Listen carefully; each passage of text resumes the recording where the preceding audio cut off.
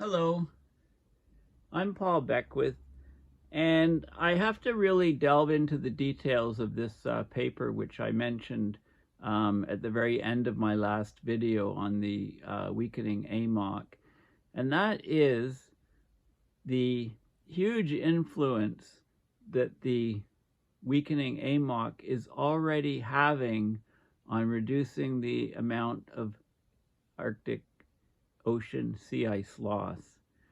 So there's already been a large impact. In fact, who knows? We may have even had a blue ocean event already if the AMOC hadn't actually experienced significant weakening over the last number of decades. So I need to show you this very important key paper.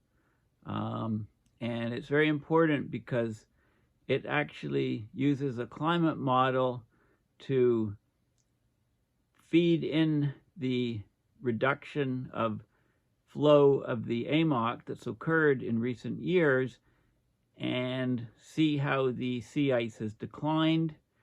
And then it actually freezes the AMOC. It says, okay, let's say the AMOC never slowed down at all. Where would we be in terms of Arctic sea ice, and they look specifically at Arctic sea ice area, and also they look at the thickness so they can get the volume, so they look at the total mass loss of Arctic sea ice. And what they find is that the AMOC slowing is actually helping to preserve the Arctic sea ice. So I think, a big reason why it hasn't disappeared, we thought it was going and then it's sort of hanging on. And I think the main reason is the slowing AMOC. So there's less heat being transferred up into the Arctic, and therefore the ice is still around. So this is a very key paper because, with the climate model, it's a decent climate model. They can actually look at the difference, and see what the world would be like in the Arctic if the AMOC hadn't been slowing. And we'd have a lot less sea ice. The slowing AMOC reinforces the thickness of the ice by building up basal ice, so water freezing on the bottom of the ice, and also bifracil ice increases, in that order of importance. Okay, so let's have a look. I briefly touched on this paper, but it really has to have its own video because this is crucial stuff. Because, if the Arctic warming, the huge temperature amplification over recent decades reverses, right, which can happen with an AMOC shutdown, then that changes everything because the jet streams fracturing and breaking and stuff, the jet streams, that could stop that because the jet streams could gain strength again with a very, very cold Arctic, at least in the northern hemisphere. In the southern hemisphere, strange things will happen, also in the tropics, because they'll be much warmer with an AMOC shutdown. And then we have the SMOC, the southern meridional overturning circulation. So would that shut down as well, or weaken? I don't know. I can't see it shutting down because the lower branch is a circumvention of the continent of Antarctica. Okay, so let's have a look at the results now that I've thoroughly confused you, and maybe that will clarify things. So the abstract, the Arctic sea ice has been rapidly dwindling over the past 4 decades. That significantly impacts the Arctic region and beyond. Right, the Arctic region warms, high Arctic 5 to 7 times faster than the rest of the planet, and beyond the jet streams slow down and become wavier and stuck in place, and we're getting large increases in extreme weather events, increases in the frequency, severity, duration of these extreme weather events, like torrential rains leading to floods, heat waves leading to droughts, etc., etc. But during this past 4 decades, the Atlantic meridional overturning circulation is also declining.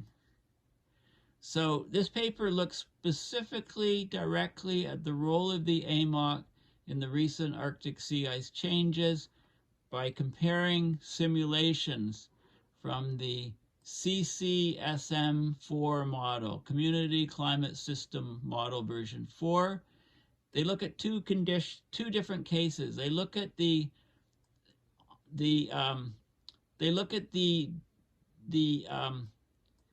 decelerating AMOC. So slowing down AMOC is one case, trying to emulate what we've observed in the last number of decades. And then they fix the AMOC. They say, let's say the AMOC never changes. What happens to the sea ice? And from there they can get a difference. So with the weakening AMOC, that's actually slowed down the decline rates of Arctic sea ice area and volume.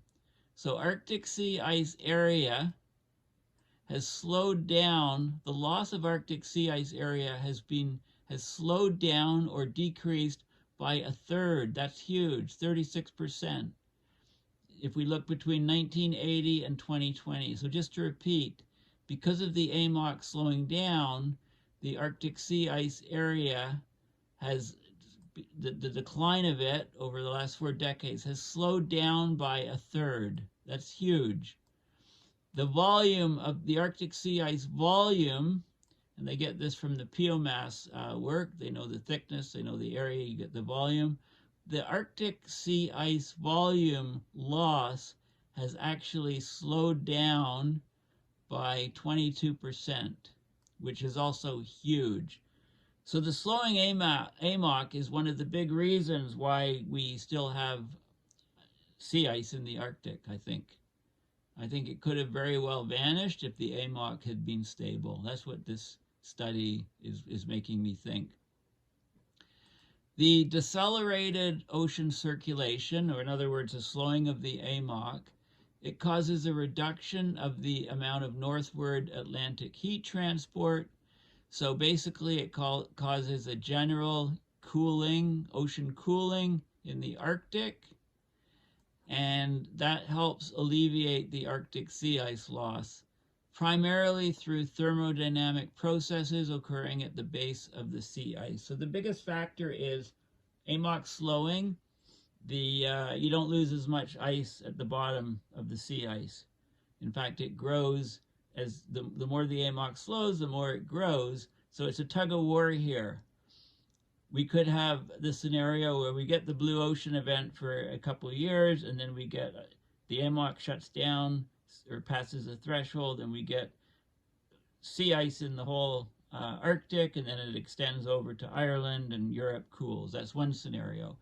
Or the tipping of the AMOC in terms of the slowing down passes a threshold, and it cools the whole Arctic before we end up having a blue ocean event. Right, so any blue ocean event is delayed by many years to decades. Okay, now in that, if the AMOC shuts down, of course, and the Arctic's going to cool like crazy, and that's going to increase the speed of jet streams, and then they'll become more zonal again and less wavy. Okay, so we might get a reduction of extreme weather events in the northern hemisphere, but I think the tropics and southern hemisphere will go apeshit. Crazy.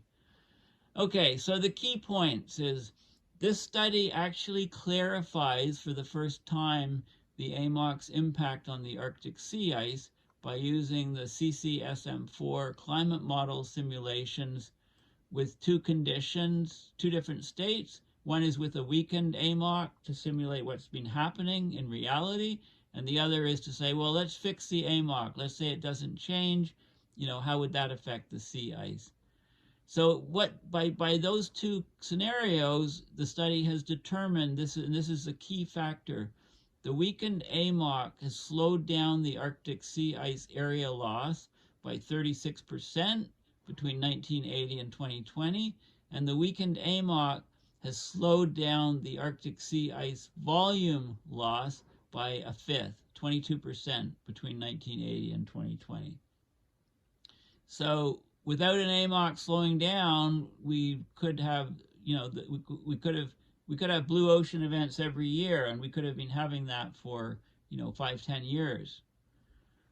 Okay, the detailed sea ice volume budget show that the weakened AMOC actually promotes the ice growth on the sea ice at the base because of the thermodynamic processes. Basically, you're cooling the water significantly underneath the ice, so of course the ice is going to grow thicker at the bottom. Plain language summary. And because this is so important, I'll talk about this plain language summary. Many papers, fortunately, are having this plain language summary, everyday language, to explain what the paper is showing. So over the last 40 years, the Arctic sea ice cover has been shrinking rapidly, impacting not only the region, but also areas beyond. At the same time, there's a significant weakening of the AMOC, and that's been observed. So to see how that weakening of the AMOC influences the changes in Arctic sea ice, in other words, preserves Arctic sea ice, they use climate model simulations to compare between the weakened AMOC condition and a stable AMOC condition. The results show that the weaker AMOC condition actually slows the decline of the Arctic sea ice area and volume by a third and a fifth, respectively, over the period 1980 to 2020. So that's huge. This weakening of the ocean circulation reduces the northward flow of warm water, leads to cooling in the Arctic Ocean, and that helps mitigate the loss of sea ice, primarily through processes that take place at the base of the sea ice. Okay, so this is huge. And, they talk about the details, of ice loss in the satellite era. Arctic sea ice has been observed in a markedly declining trend. It's attributed, this Arctic sea ice decline is primarily attributed to either anthropogenic forcings, and it's a bit of everything. Natural climate variability, that's the ENSOs, and it's explained by a variety of mechanisms that include changes in the large-scale atmospheric circulation, the jet streams, the amount of heat that's brought up in the atmosphere. Low clouds, or, more low clouds, cooler Arctic, fewer low clouds, warming Arctic, because low clouds are generally highly reflective and cause a cooling when they exist. So a lack of low clouds means a heating. Oceanic heat transports from the Pacific. Heat's going through the Bering Strait, or the Chukchi, and that's from the Pacific into the Atlantic, into the Arctic rather. And we know heat's also coming in to the Arctic from the Atlantic. Okay, so just to look at the map here, I've got a couple of decent maps. This is a National Geographic map of the, we've got Greenland, we've got the ridge here, we've got the huge continental shelves around, over Russia, and we've got the Canadian, the Arctic archipelago, and Greenland here. We've got the Chukchi Sea coming in here. We've got the Franzen. We've got the strait here. We've got the Nares Strait here. Okay, we've got the ridges and so on. So this is a very detailed map of the Arctic, and we can look at closer view here, which shows some of the terrain. It's rotated from the other view. We've got the Chukchi Sea coming in here. We've got the Nares Strait here. This is the Atlantic side, which is, of course, lots of passages for water to move up from the Atlantic into the Arctic. Okay, so all of those things are entering the play in cooling, in the lack of cooling in the Arctic, in the Arctic temperature amplification, and in the loss of sea ice over the last 4 decades. But we have the AMOC is the wild card, the Atlantic Meridional Overturning Circulation. It plays an important role because the Arctic Ocean is the northern terminus of this circulation, right? The global ocean circulation, the thermohaline circulation. The strengths of the AMOC and its induced poleward heat transport were found significantly anti-correlated with the extent of sea ice. So if the AMOC's strong, then there's less sea ice. If the AMOC's weak, then there's more sea ice, and the AMOC is weakening significantly. So we may not see this blue ocean event. It's a tug of war going on right now. It could go either way. But either way, we're going to have wrenching changes and profound changes in our climate system. Okay, sometimes the negative correlation here between the AMOC and the extent of Arctic sea ice, it peaks when the AMOC or the heat transport variation align with Arctic sea ice variation. Sometimes there's a lag, so we can have the AMOC slowing, and then there's a lag in the sea ice response of a few years, or vice versa, right? And it's a system connection. It's not just that the AMOC controls sea ice. The sea ice also controls the AMOC. It's a highly integrated system. Okay, so we've had receding Arctic sea ice for 4 decades, but the AMOC has been decelerating since the 1990s from satellite altimetry and cable measurements. These are cables that you dangle off a ship with instrumentation. Despite this, the interdecadal deceleration of the overturning circulation could be part of natural climate variability. You know, we need to get longer-term data. You know, some papers looking at proxies showed a noticeable AMOC slowdown may have started in the middle to late 20th century.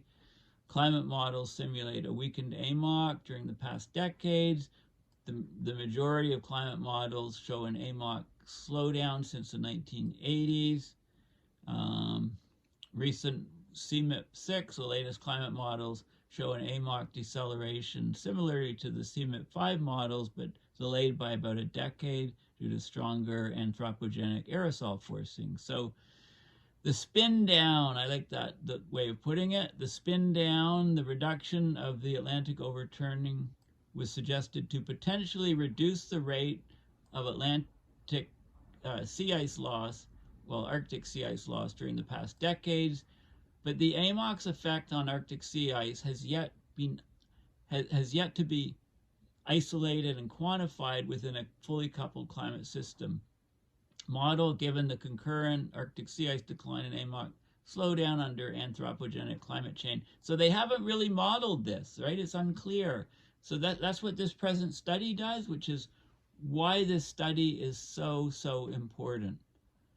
Okay, so let's have a look at the results. We won't have a look at how they got the results, okay, because there's lots of details. So let's have a look at results. So the results, and this is very key and important. So they first examined in the paper the observed changes in Arctic sea ice and the AMOC during the past 4 decades. So between 1980 and 2020, Arctic sea ice area and volume exhibit strong downward trends. So the Arctic sea ice area vanished at a rate of minus 0.26 million square kilometers per decade. Okay, they should have the units here. And the volume disappeared at the rate of minus 3.04 times 10 to the cubed cubic kilometers per decade. Okay, the largest decrease of sea ice concentration was in the Barents-Kara Sea. Okay, the largest reduction of sea ice thickness was in the central Arctic Ocean near the North Greenland and Queen Elizabeth Islands. Now, reanalysis data showed that over this period of 1980 to 2017, the AMOC measured at 26.5 degrees north. There's a whole string of monitoring stations at all different longitudes across this latitude line, 26.5, to measure the AMOC accurately. And it declined at a trend of minus 1.13 sphere drops per decade. A sphere drop is 10 to the 6 cubic meters per second. So the decline is shown in all reanalysis products, large error bars. And there's the more recent decline is from something called rapid MOCA observations, a different data set. minus 0.94 sphere drops per decade, which is in the ballpark. So here's the results. These are the key results. This is the change in sea ice area in 1 million square kilometers. This is what we measure. This is what the data shows is the black line. That's the National Snow and Ice Data Center data. If we take the decline of the AMOC that's been measured and plug it into the models, then we get the blue line, which closely tracks the sea ice that is observed. If we say the AMOC hasn't slowed at all and we peg it to a fixed value, that's the red line, then the sea ice area would be way, way lower. It would be the red line. Okay, so this is crucial. This is the same thing for the sea ice volume. Okay, the sea ice volume is actually plummeting at the rate of the black line. And if we say the AMOC isn't slowing, it's interesting. It has agreement mostly with the observations. If the AMOC is actually slowing, then the sea ice volume would be here. The loss wouldn't be quite so great. So this is interesting. And then this is the change in the AMOC in sphere drops. The reanalysis data is the yellow or brownish line.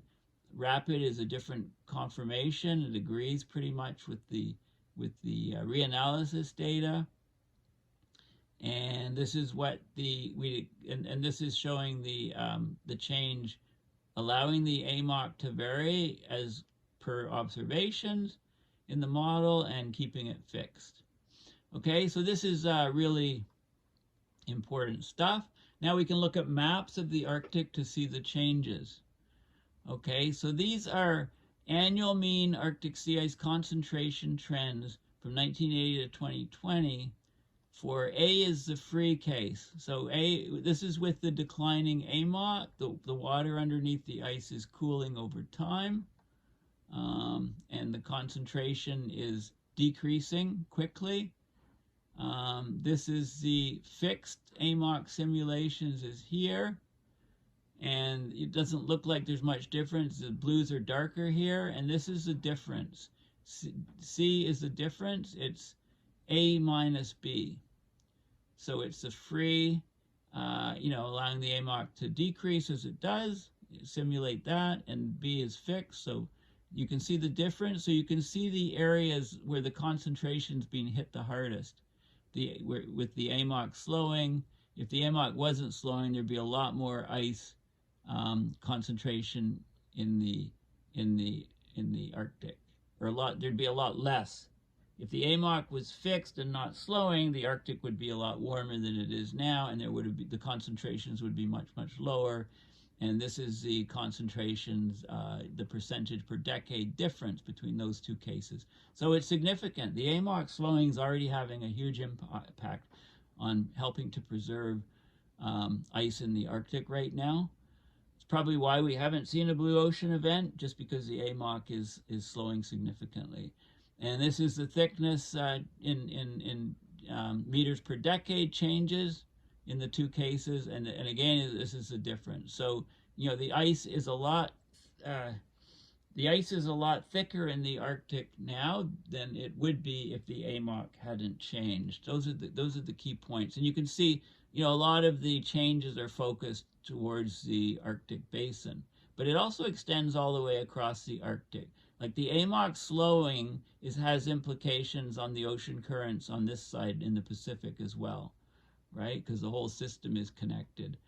This is showing the sea ice volume tendency in 100 cubic kilometers per month, and you can see the seasonal tendency.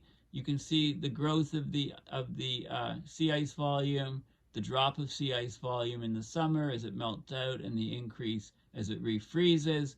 And these are the different components. So they looked at the different components. So the frazzle growth is red. Okay, so the red is frazzle growth.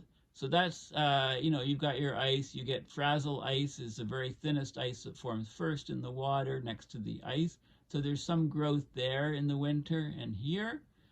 And let's move on. The basal growth is congel orange.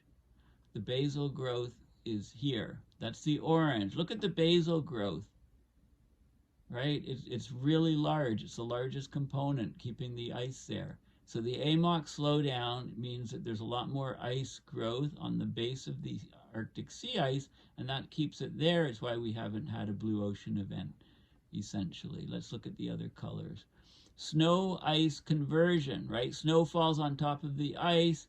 It's wet, it's slushy, it refreezes, it creates ice. That's the yellow component. Snow ice conversion, and you can't really see it. It's close to zero, I guess. It's not a huge component anyway. The basal melt is the green. Basal melt is the green. This is the basal melt. You can see some basal melt, but not much in the summer.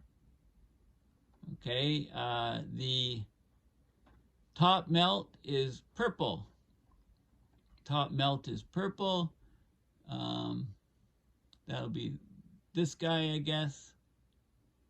And you can see it's hard to see. It's hard to see distinguished. I mean, this is a lighter blue. What's the lighter blue? The lateral melt, so sideways melt, is light blue. The sea ice is spreading out and melting. The dynamic is dark blue. The total is the gray bar. Okay, so you can see all of the different effects on here, but the key point is the slowing of the AMOC is cooling all of the water underneath the sea ice in the Arctic, most significantly in the top 100 meters, as I'll show you in a subsequent plot, but all the way down through the water column. So the sea ice is growing more at the bottom, and it doesn't melt as much at the bottom in the summer because the water underneath is colder because of the AMOC slowing down. So like I said, my gut feeling is that if the AMOC had been stable all these years, we would have already had blue ocean events, and we'd be seeing them each year right now until the AMOC shuts off, and then the whole Arctic will get cold and get ice again. So we got this competition or seesaw. These complexities make it really, really difficult to forecast. So I'll be keeping a keen eye out on any papers that advance this research. B and C these are dynamic and thermodynamic effects, and then basal growth is E. So basal growth is E. Lots going on the Atlantic side, in the Labrador Sea. Also surprisingly, maybe surprisingly in the Pacific. But again, the teleconnections between the slowing AMOC and the slowing currents bringing warm water up here are occurring. Okay, so those are the key findings. This is showing the vertically integrated advection. Advection is horizontal motion.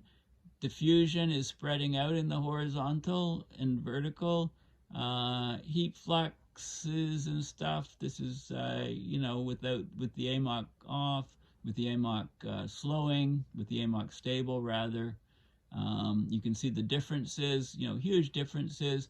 And this is the bathymetry going down to the seafloor, and you can see the cooling degrees Celsius per decade. This is with